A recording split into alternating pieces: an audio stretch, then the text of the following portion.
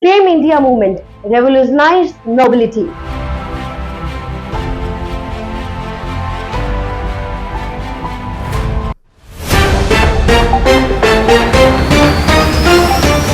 Pollution from carbon emissions has significantly increased in recent years. The government has launched Fame India scheme to counter the problem caused by petrol and diesel vehicles. The government took this initiative to promote the adoption of EVs and hybrids. On April 1, 2019, the Indian government launched the Fame India scheme, which had a budget of Rs 10,000 crores. The scheme's purpose was to promote the adoption of manufacturing of hybrids and electronic vehicles and encourage the use of renewable energy by providing subsidies and other benefits. The government has recently launched phase 2 of the FAME scheme to support electric vehicle development further. In the second phase, the government continues to subsidize the EV two-wheelers, which will significantly benefit the customers to avail the EVs at a more affordable price.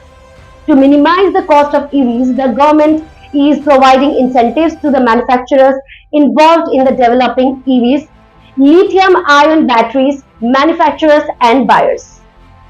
During the first phase, the government aimed to create demand for EVs, providing platforms for technologies placements, encouraging pilot projects and building infrastructure for charging stations. In the second phase, the government will offer two-wheelers at about 50% more subsidized rate.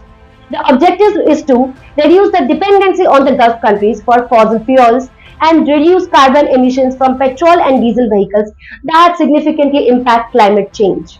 Furthermore, the government aims to make EVs more accessible. The scheme has been developed and extended from time to time since its launch. The current project is valid till 2024, when the incentive is calculated based on the category and specification of the vehicle and the battery. These stations are, in terms of design, in terms of technology, in terms of capex and techno commercials, are very important and very strongly articulated. They have in capacity to cover 50 km right and 50 km left of the charging station venue with roadside assistance. So every person who is traveling on these stretches, they can be assured that if they shut down with an electric vehicle, we will reach to them in next 30 minutes. During the first phase, 427 charging stations were installed with a sale of nearly 2.8 lakh EVs. In contrast, the second phase, electrification of the public transport, the government has allocated a fund of Rs 10,000 crores. In addition, an incentive of Rs 20,000 each is an incentive for about 10 lakh EVs. E-rickshaws, e-buses will also receive incentives according to the specifications. Regarding hybrid four-wheelers, they are limited to receiving a minimum amount of Rs 13,000 to 20,000 on an ex-factory rate of Rs 15 lakh. Despite the government's efforts to provide schemes and incentives, the end users are not much benefited. Almost 90% of the two-wheelers don't receive benefits because their battery size is smaller than 2.5 kWh, which doesn't fall under the scheme.